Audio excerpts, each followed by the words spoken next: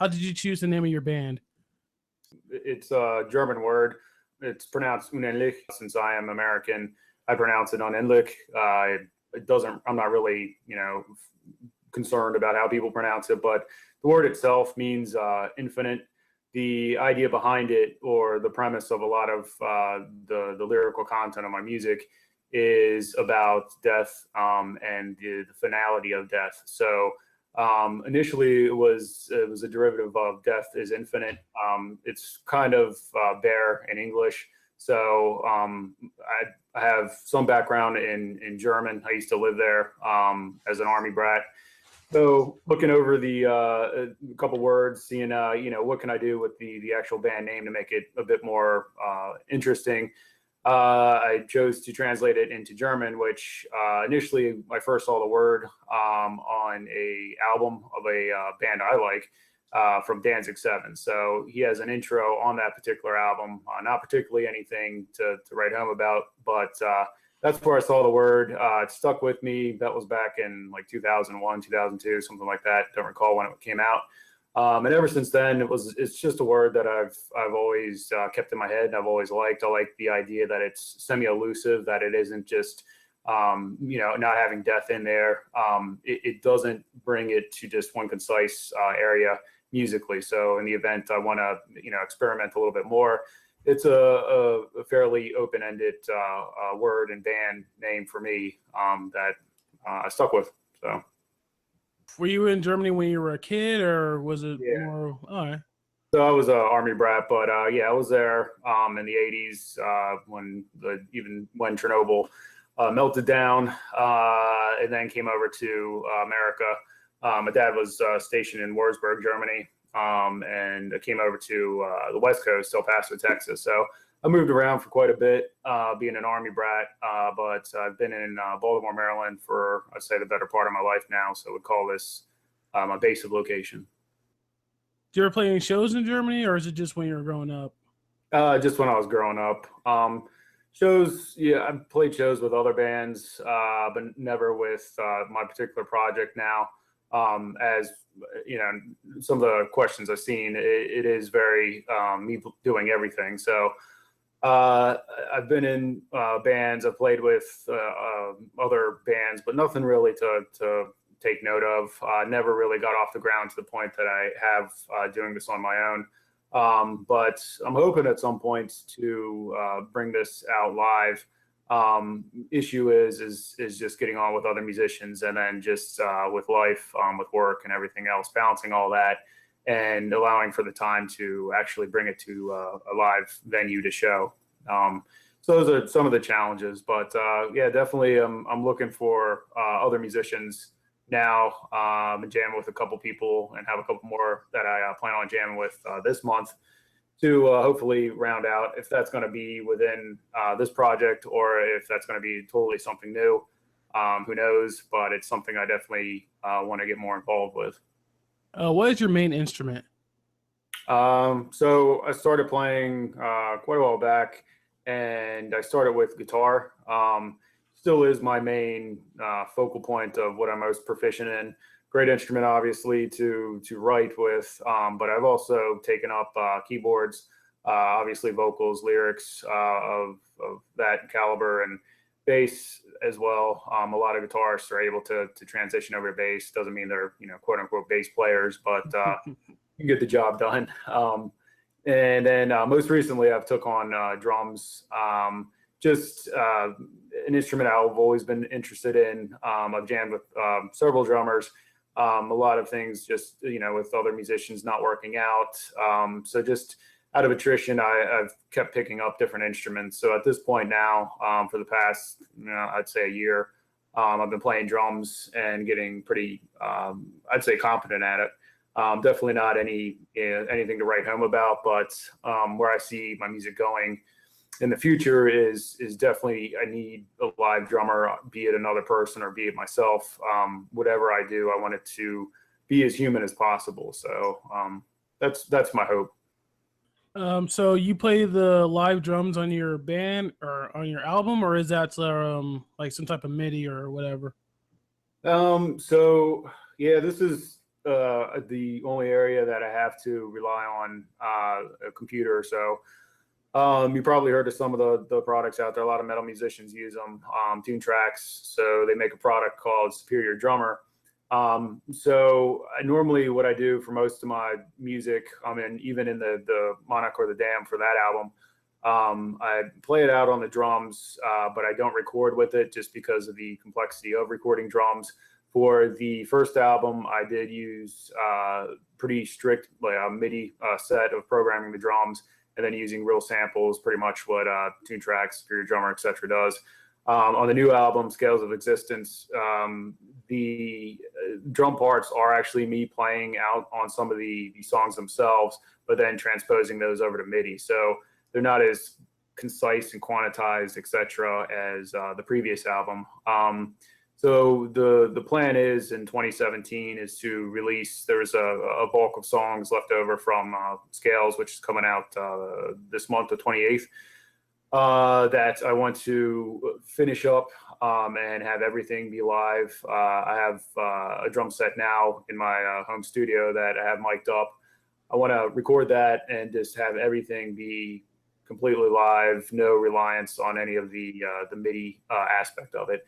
It's something that I know a lot of professional musicians use with quantizing drums and replacing real hits with samples, but it's just something that I've used out of necessity, but not necessarily something that I choose out of my preference. It's mainly just because it's limited resources of what I can do.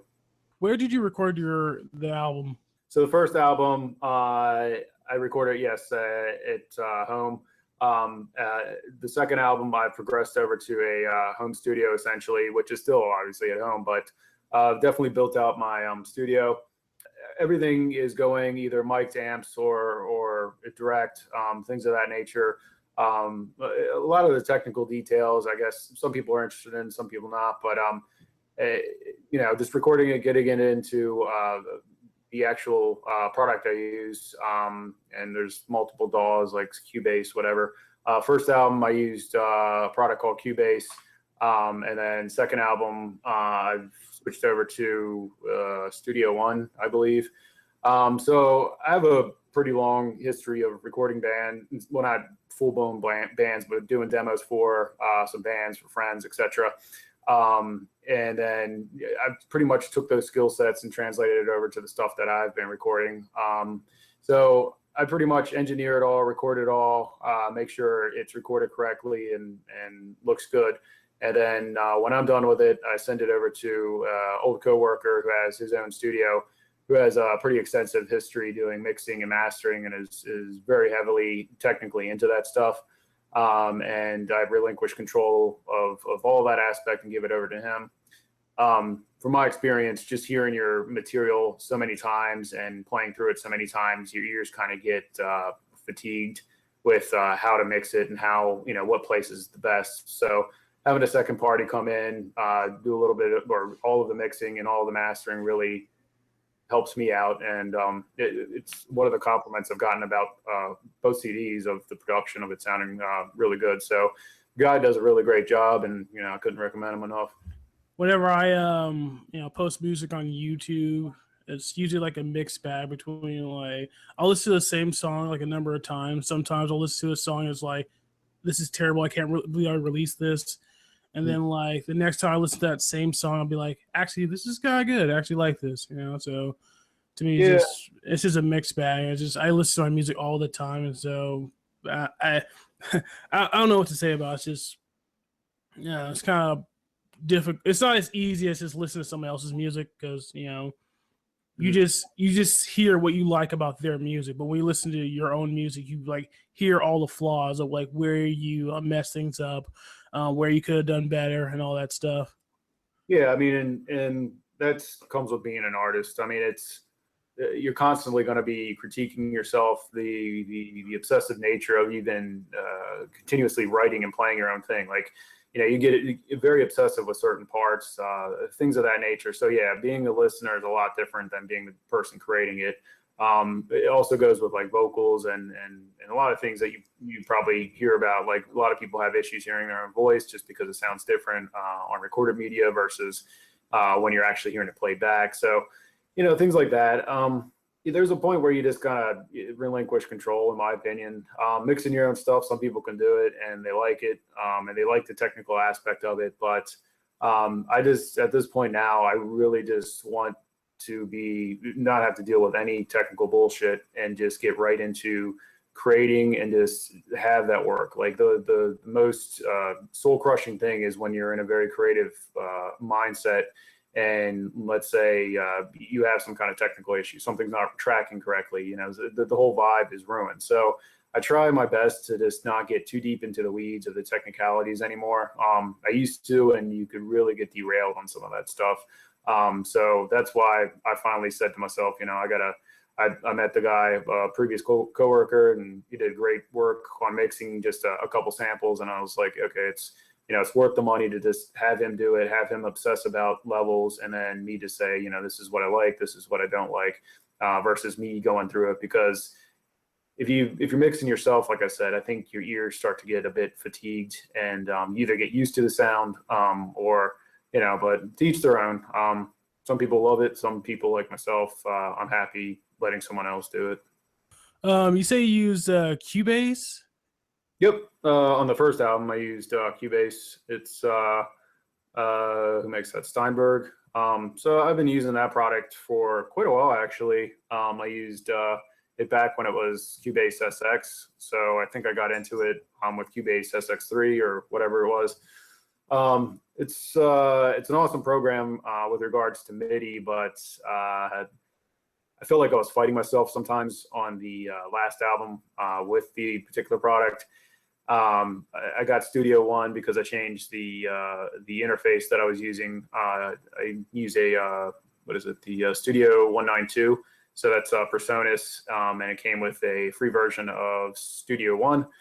Started using that, and apparently that's some kind of off-breed of Pro Tools. A couple, I guess, engineers from there split and from Steinberg, and then created that product. So, but yeah, Cubase, nothing wrong with it. I've just, I started playing with Studio One and kind of, let that in the wind, and I'll look at it again. But for now, I'm pretty content with Studio One.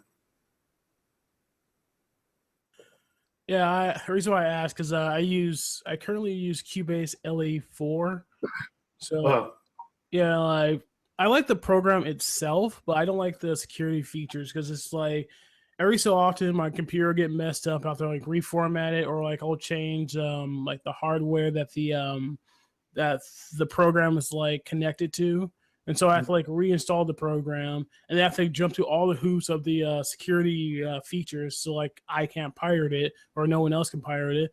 But the thing is, like, I feel that since I'm a legal customer, I shouldn't have to jump through all these hoops. I shouldn't be fighting the program just to install it, So yeah, well, I'm actually looking to like find a different program. If you know of any that don't have that much extensive anti-piracy software attached to it, just let me know. Yeah, so with Cubase, they use hardware dongle for their flagship product. LE I thought was software based, but I don't quite recall. The Studio One I'd recommend just because you don't have to deal with dongles or whatever that anti-piracy software is on it, and it's fairly cheap. I don't know if you're academic or whatever, but even like academic license versus even them bundling it with like some hardware, it's fairly affordable. So I've liked it. And yes, what you're talking about with Cubase, it is a major pain in the ass if you have multiple studios or you want to take your setup out on the road and you're carrying around a dongle, these little keys, and you forget that, and yeah, it's really a pain. I understand they don't want to get ripped off, but at the same respect to legit customers, it really makes it a pain in the ass just to use their product. So I feel you on that one. Yeah, I'm actually gonna take the time to write a letter to I think it's called Steinberg, the company, and tell them I'm satisfied with the product itself, but just satisfied with the anti-piracy features. But anyway, I don't want to keep talking about Cubase. You said it's called Studio One. Is that the name of the company or the program? The program, the company is Personas, Okay. but it's. I mean, if you Google it, I'm sure it'll be one of the first initial hits. Studio One. I think they're. Well, I know they're up to Studio One version 3 now. So just put Studio One 3. If that isn't confusing, but it should come up. All right. Um, what genre, what subgenre of metal do you play? Well, I'd say I play metal, but being I assume a fellow metal fan yourself, metal is so subdivided into a million different little subcategories, just like electronic music or whatever else. Most people that hear my stuff say it's black metal or some derivative of black metal influence, which makes sense. Growing up, a lot of my influences were of the darker bands, the second wave of black metal, but even very gothic and things of a darker nature has always been what I've kind of been gravitated towards. So to self-identify it as black metal, some people get very retentive about the semantic of what you're labeled, but I try to just play it safe and say I play metal or extreme metal. So that's where I'd say I sit. Yeah, I think it's funny about all this different subgenres of heavy metal. Like, I like that there's different subgenres because it helps you like define what it gives you like a quick label for a band, so you can get an idea, a vague idea what they're gonna sound like. But Mm. like, I think it does get kind of crazy when people are just getting to like the very nitty gritty. It's Yeah. like when we get to the point where people are like, "No, that's black and death metal," and it's like, "All right, calm down there." Black It's and not. trash, I think I've been called. Yeah, it's whatever if you like it. I mean, I understand it. It's human nature to label and categorize and put things in safe little things to quickly identify. But it's to me, and I know it's difficult, but I think music should be more identified by the emotion. But you can't have. I mean, they even do that depressive black metal or suicidal black metal, whatever. Just because I think the music is very tightly correlated to the human emotion. So when you have despair and you have anger and you have all these like disgusting feelings, I think metal or black metal especially is able to channel a lot of that hostility, a lot of that emotion, and just cathartically unload it musically for the artist and even for the listener. You kind of just like lock in with it, and that's what I kind of always gravitate. I primarily 90% listen to metal. But there's other types of music I listen to that are still within alignment of just dark type music. So, but yeah, the whole subgenre labeling, it's something I really try not to get too deep into. But I love metal and that's what I play. So I'm just gonna make this one statement, and we're gonna like move on. But I think it's kind of ridiculous when people try to like go the other way with like genres when like they're just trying to like make the statements so vague that they're basically useless. Like, somebody told me that there's this what did he refer to? Oh, he told me that there's this subgenre of metal called alternative metal. I'm like, okay, what's that? And he says metal that has clean vocals. yeah, What? That doesn't tell you anything about the music. So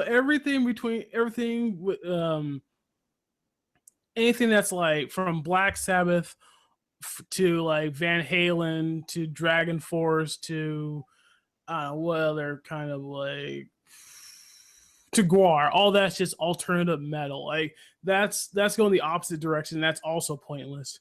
yeah, yeah.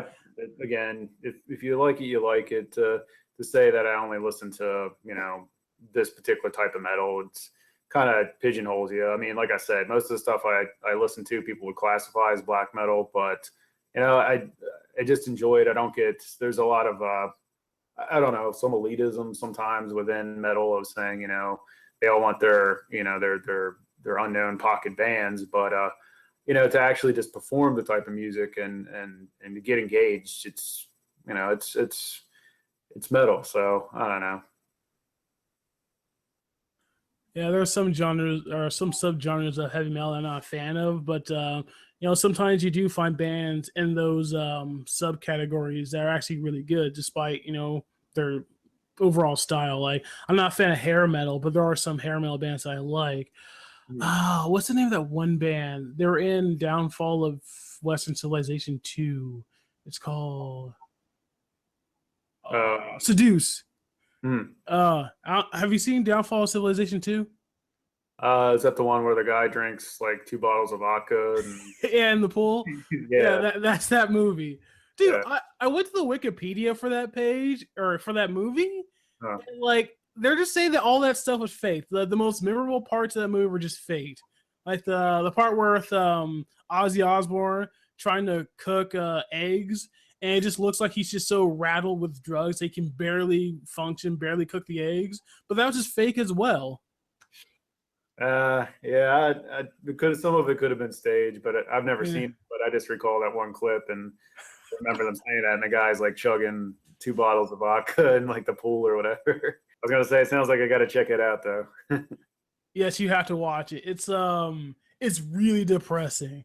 Like you hear all these bands, like she's interviewing all these people, and all these bands are like, yeah, we're gonna make it big, we're never gonna give up. It's just around the corner, we're gonna make it big. And like almost all the bands in there are just these no name bands that no one has heard of. Hey, come on now. I don't know if people have heard me. No, I'm just saying, like it's I have a dream. sad because like they're saying they're gonna make it big, and they obviously didn't make it big. So Yeah. that's what's sad about that movie. It'd be one thing if they're saying like, I want to establish myself, I want to have fun, doing this, music thing.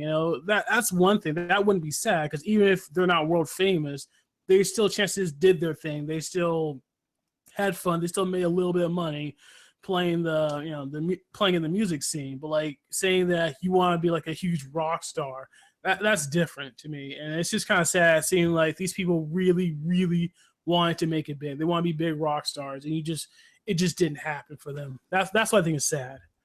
Yeah, well, I mean, and also it's a different time. So nowadays, music industry is pretty crushed. Then it was like, hey, if you made it, you essentially became this god. So yeah, those days are gone, in my opinion, especially with the rock metal side. A lot of that is, well, I mean, that's always kind of the question, or what are the big rock bands that aren't kind of paraded up by huge marketing machines or tons of money by corporate entity? It just doesn't exist anymore. But hey, it is what it is, and you got to establish and adapt. And that's something that I think I wouldn't say metal's good at. Well, metal is good at it, but it's always been there. It's not something that is very like, oh no, it's all of a sudden big. I mean, we have metal has one huge band, Metallica, or you have kind of the second tiers of like the Lamb of God or a Slipknot, where they're pretty high up there with regards to sales and things. But in our generation, are there going to be any more Metallicas? Are there going to be? Is there going to be another Lamb of God? Are we pretty much just fucked now because music's free, everything's out there? There is no marketing or driving entity to have like they had back when you're talking about this video where they're like, oh, I'm going to make it. They're going to get this record deal and everything's going to be okay and they're going to be rich and famous. I don't think that exists at all anymore. And I think most people that get into metal and do metal, regardless of, the past 10, 15 years, I really hope and I really don't think a lot of people go into it with aspiration or starry eyed that, hey, I'm going to become the next, billionaire or Ozzy Osbourne necessarily. I think they are somewhat realistic. They love the music, and I hope that's what their driving factor is. And then they just want to play, and that's pretty much how I got into it and continue to stay in this kind of genre and write this music is because I love it. It's cathartic, and I think it's the best reason to do and be in music.